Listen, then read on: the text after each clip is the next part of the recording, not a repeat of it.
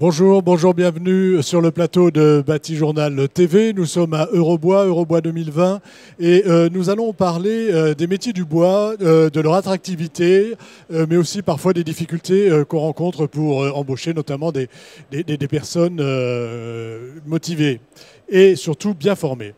Avec moi pour en parler, Monsieur Mathieu Hugon, bonjour. Bonjour. Vous êtes à l'Institut, responsable de l'Institut européen menuiserie, agencement et j'ai tellement mal écrit que je n'arrive et bénisterie chez les Compagnons du Devoir. Oui.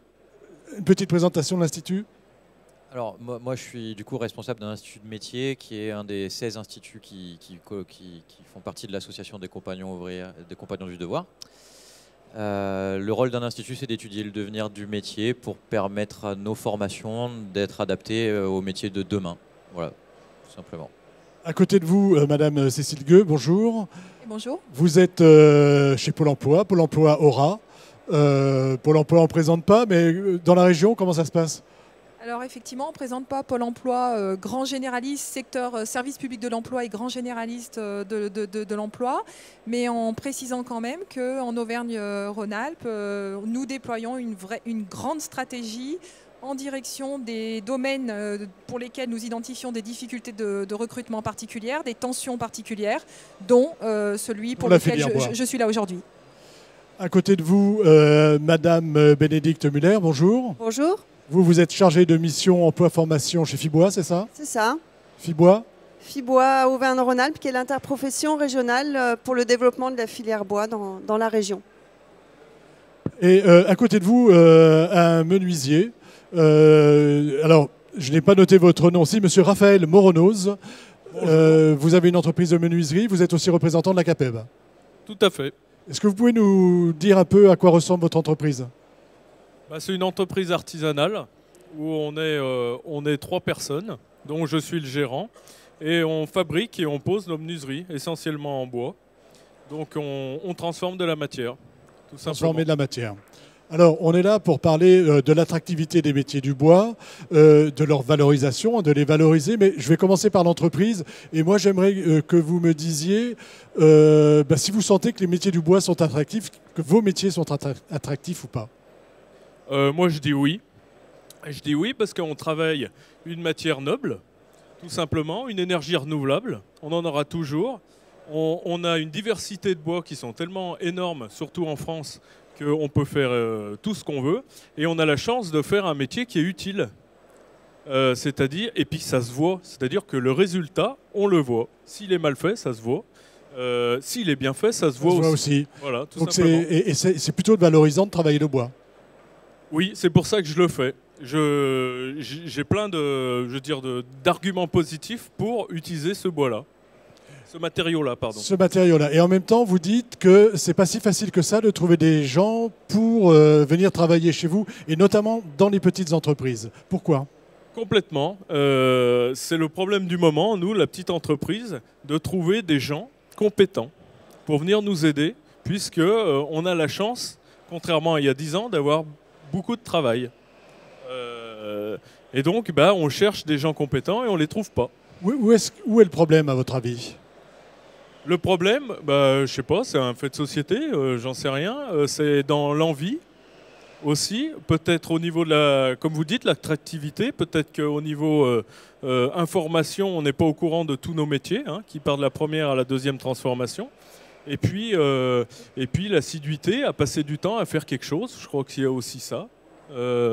Avoir l'amour du travail bien fait. Et puis envie d'apprendre tout le temps. Je crois que si on a ça, je pense qu'on arrive partout dans n'importe quel domaine d'ailleurs. Et je pense qu'il y a un problème de motivation, à mon avis. Et c'est quoi chez vous le jeune qui arrive de formation idéal ? Qu'est-ce que vous avez besoin ? C'est quoi vos besoins en fait ? Le besoin, quelqu'un de souriant, qui se lève le matin, qui a envie de bien faire et puis qui a envie d'apprendre. Et puis nous, petite entreprise, on est là pour l'aider. Voilà. Donc on l'a reçu, on le retransmettra. Vous vous mettez aussi dans la transmission, c'est-à-dire que vous n'êtes pas... C'est vraiment important aussi pour vous d'aller dans cette transmission.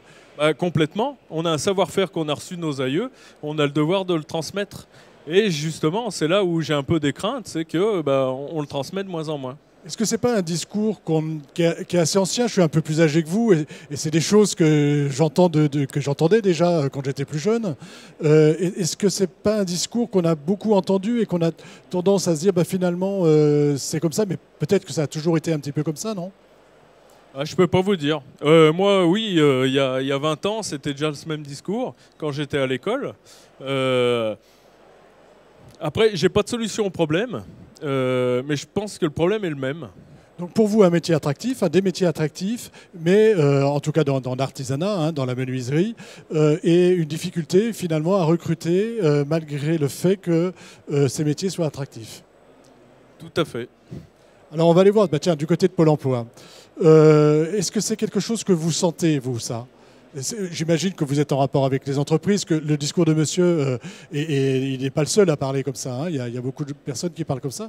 Comment vous répondez à ce qu'on vient d'entendre? Alors, je confirme. Je confirme que le message que délivre monsieur est le message que nous entendons. Et puis, au-delà du message, les faits et les données sont là. Il y a des offres qui sont difficiles à pourvoir, il y a des tensions importantes et des difficultés pour faire rencontrer effectivement le public demandeur d'emploi, les demandeurs d'emploi avec l'offre. En revanche, je suis optimiste. Alors, à plusieurs titres. Le premier, c'est peut-être anecdotique, mais là, depuis ce matin, nous avons rencontré plus d'une trentaine de personnes qui sont sur l'événement, qui viennent rencontrer Pôle emploi et qui se font connaître dans des démarches d'évolution, de souhaits, qui sont porteurs de projets de reconversion professionnelle et que nous pouvons complètement accompagner.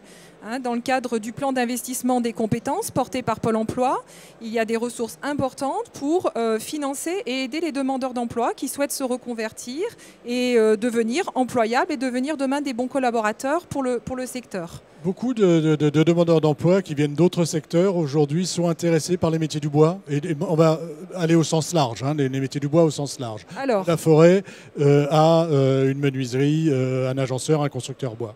Il y a une évolution effectivement palpable, je vous le confirme à travers les échanges qu'on a pu avoir encore ce matin. Au-delà de l'anecdote, nous travaillons aussi continuellement dans l'engagement que nous avons dans l'approche filière et en lien avec les partenaires bien sûr, pour faire connaître ces métiers tout simplement à un public, à un grand public demandeur d'emploi qui ne les connaît pas.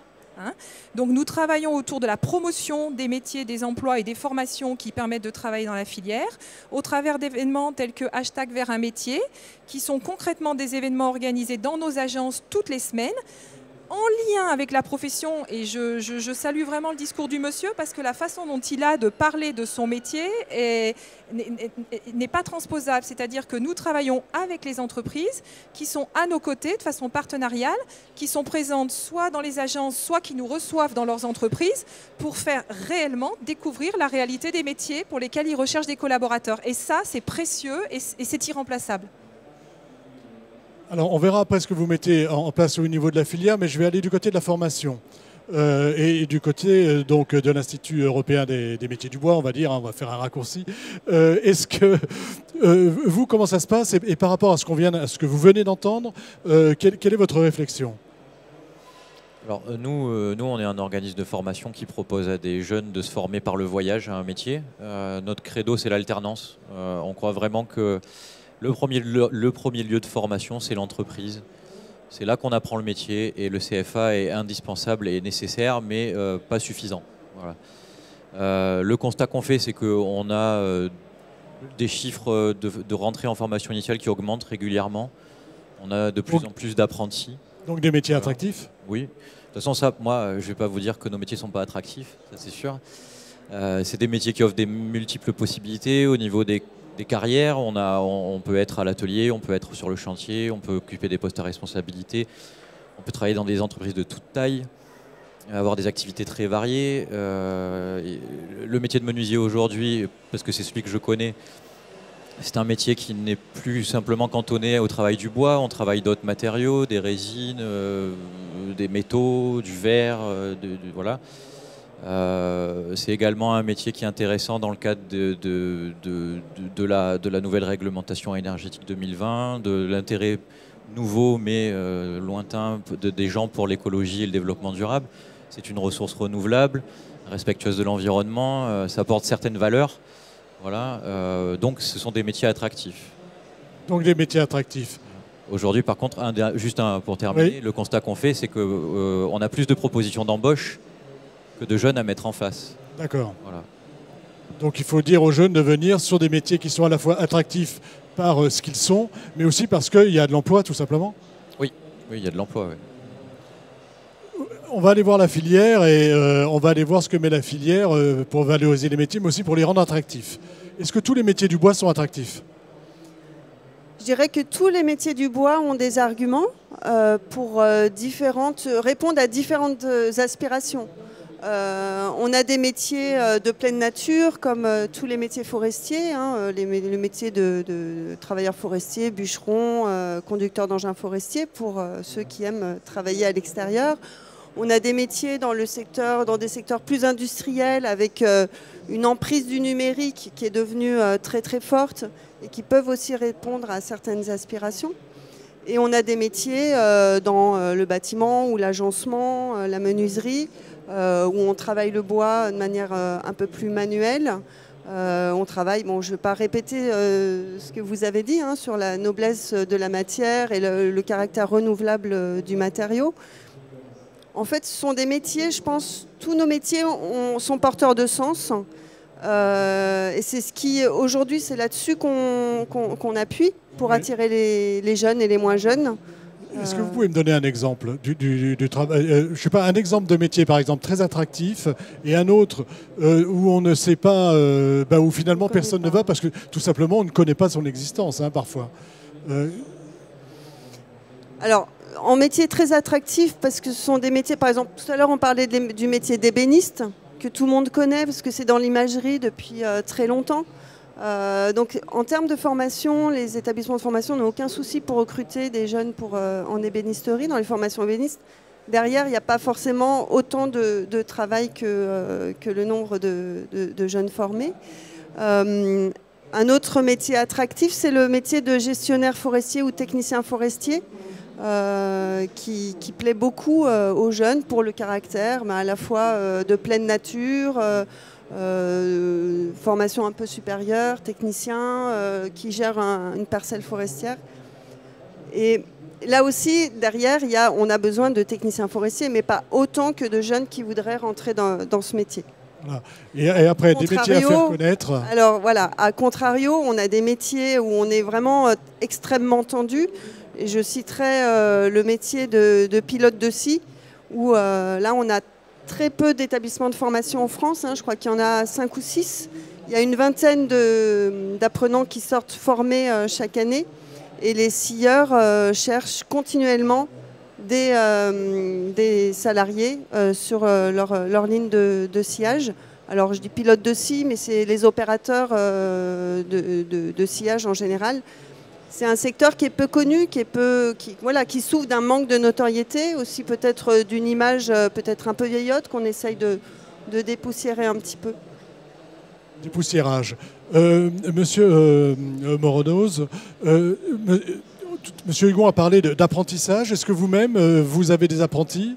Est-ce que les gens qui viennent vous voir pour demander un apprentissage sont motivés et ont envie et trouvent vos métiers attractifs? Alors, ça dépend des gens, j'ai envie de dire. Alors oui, on a des apprentis, on en a toujours eu. On a la chance d'avoir aussi un organisme à côté de chez nous, à 10 km, une MFR, en alternance. Après, ça dépend de la personne, si elle a envie de recevoir ou pas. Donc là, actuellement, j'ai eu 2 personnes où ça se passait pas bien, donc là, je fais une pause. Et je pense que je vais bientôt reprendre un apprenti, je pense l'année prochaine. Simplement. Mis à part les difficultés que vous rencontrez éventuellement par rapport aux personnes, est-ce que, et à leur motivation, est-ce que les personnes qui viennent vous voir sont motivées par les métiers du bois ou est-ce que si vous étiez maçon finalement, ils viendraient quand même vous voir justement parce qu'ils cherchent quelque chose à faire, plutôt qu'une motivation par rapport à l'attractivité du métier? Je ne peux pas trop vous dire ça. C'est des gens qui ont 15 ans. Donc à 15 ans, il n'y en a pas beaucoup qui savent ce qu'ils veulent vraiment faire. Il y en a une minorité. Effectivement, j'ai eu des apprentis où, oui, ils voulaient être menuisiers. Et c'est allé tout seul parce qu'ils sont venus là. D'autres, ils sont placés parce qu'ils étaient en échec scolaire et puis leurs parents ont dit bah, tu vas juste à côté de chez nous ou des trucs comme ça. Donc, j'ai pas de règles à vous donner, j'ai que des exemples. Quoi. Voilà. Sur cet aspect que monsieur vient d'évoquer, voie de garage, c'est des choses qui existent encore?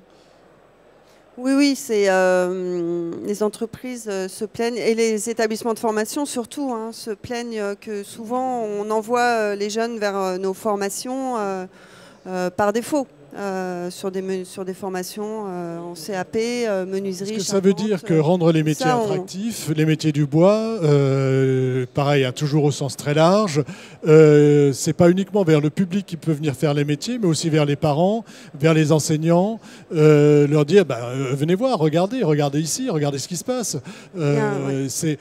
Est-ce que le problème, il n'est pas plutôt là finalement? Il y a un gros travail et c'est très difficile de les toucher, les parents. C'est vraiment les prescripteurs numéro 1, c'est les parents. Par contre, c'est très difficile de les atteindre. On a quand même quelques opportunités. Je citerai par exemple le Mondial des métiers qui commence demain. On va accueillir 120 000 visiteurs. Là, on a des jeunes et on a les parents. Et quand on a les parents, c'est énorme. C'est presque gagné. Si on arrive à toucher les parents, on les rassure aussi. On les rassure. Alors les parents, ce qui les intéresse, c'est aussi que leurs enfants puissent éventuellement faire des études supérieures. Et donc on leur explique qu'on peut commencer par un CAP, un bac pro, un BTS et une école d'ingénieur, par exemple. Même si ce n'est pas du tout la règle générale. Rien que ça les rassure. C'est possible.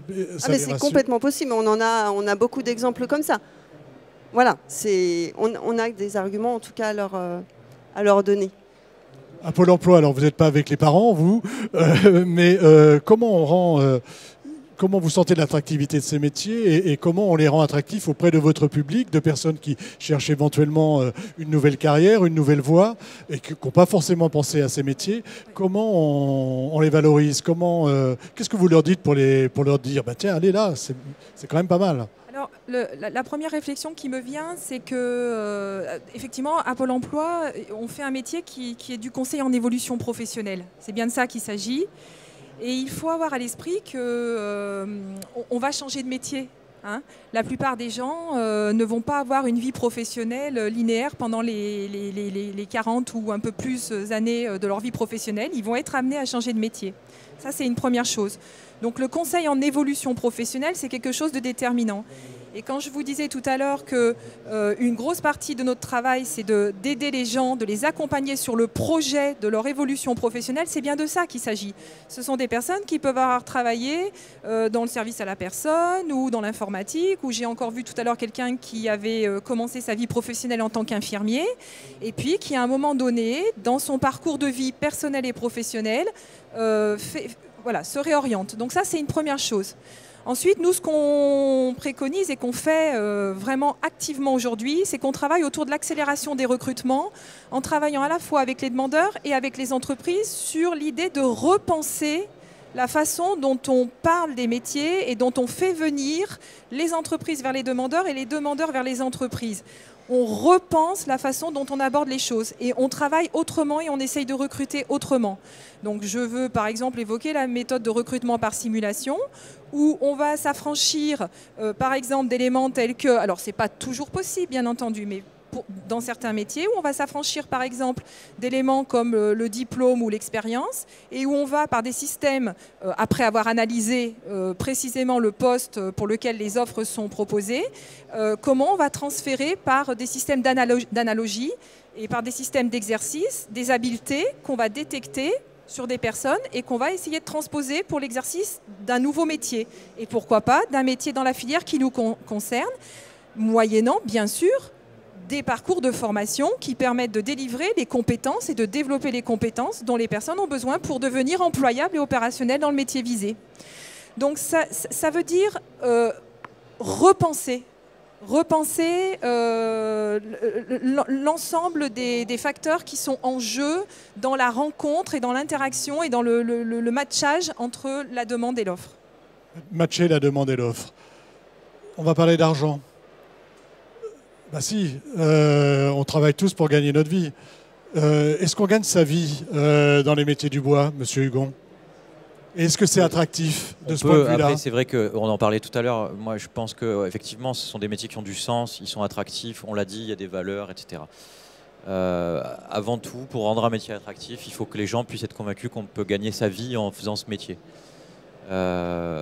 Sauf erreur de ma part, moi j'ai été menuisier avant d'être responsable d'institut et je suis encore menuisier. C'est pas le métier le mieux payé du bâtiment. Voilà. Il y a quand même cette notion de salaire dans les entreprises où effectivement peut-être qu'il y a une image d'un métier manuel mal payé parce qu'on est ouvrier et peut-être que ça joue en défaveur de la promotion du métier. Voilà. C'est un avis un peu tranché, mais c'est quand même une réalité, je pense. C'est quand même une réalité, c'est la réalité du marché. Les métiers que vous voyez passer à Pôle emploi ou même à Fibois, est-ce qu'ils sont attractifs de ce côté-là ou est-ce qu'il faudrait les revaloriser? On va dire que ce n'est pas l'argument premier, le salaire.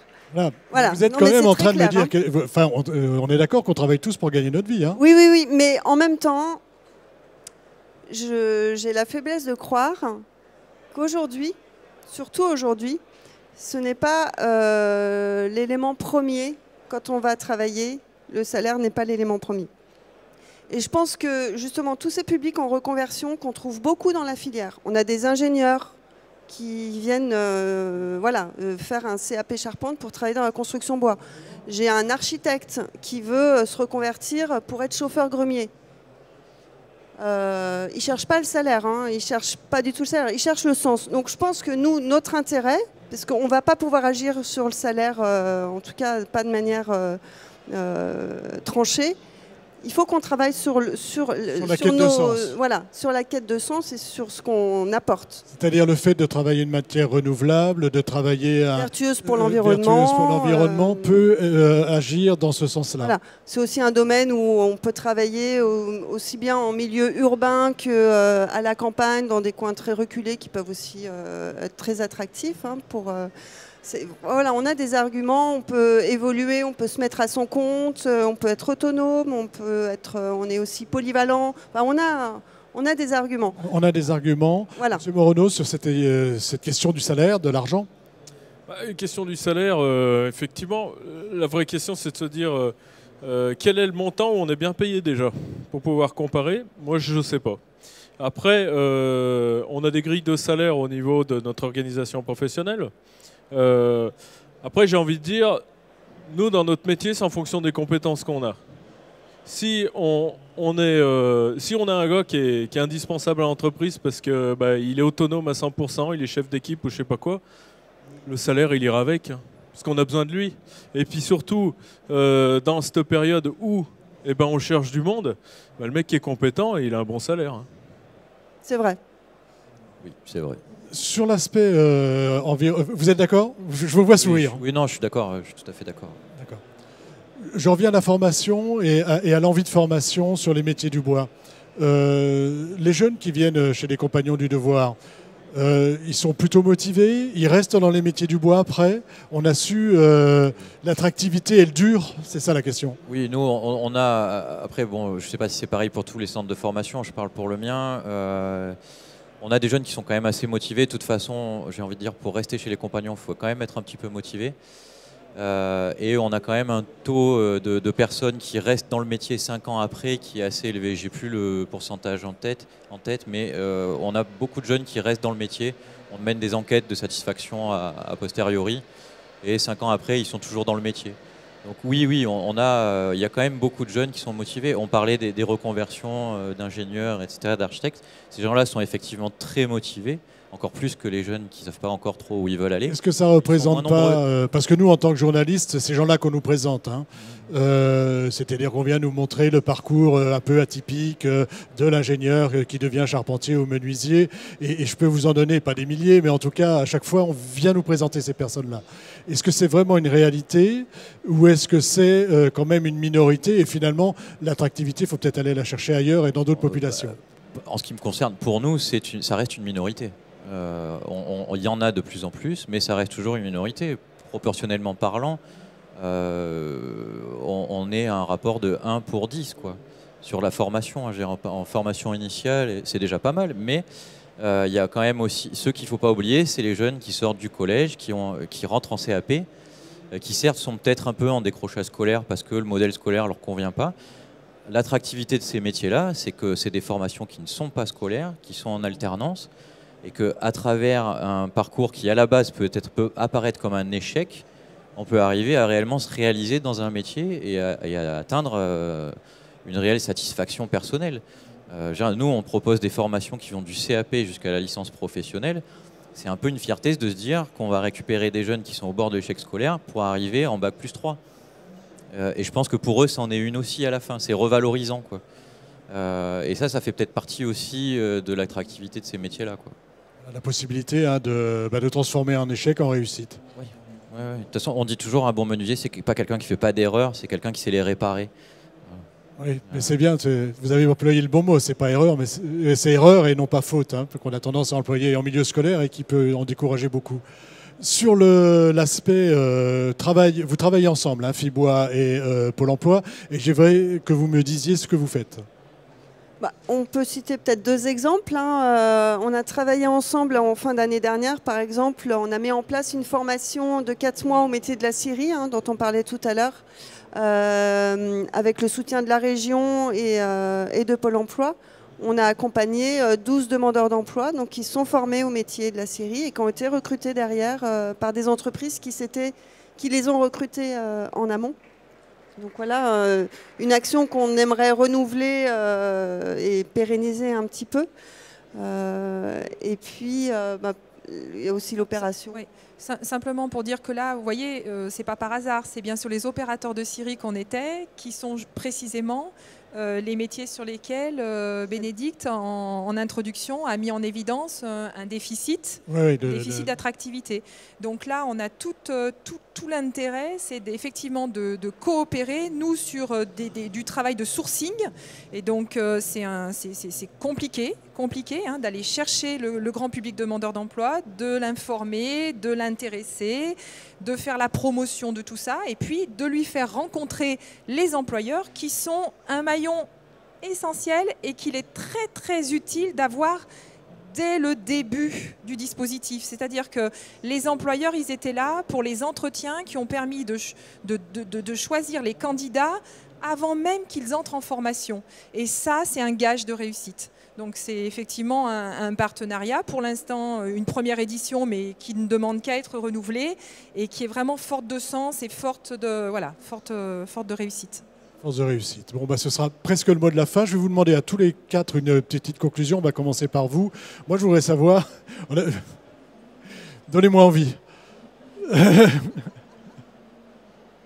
Menuisier, c'est le plus beau métier du monde, il faut le faire, il faut essayer et voir ce que ça donne. Enfin, voilà, moi je suis heureux dans mon métier aujourd'hui, tout simplement. Alors, pas forcément me donner envie, mais sur donner envie aux autres, donner envie aux demandeurs d'emploi de venir dans ces métiers. Je veux juste dire, pour conclure, remercier vraiment effectivement les partenaires et la force partenariale qui est importante, considérable et indispensable.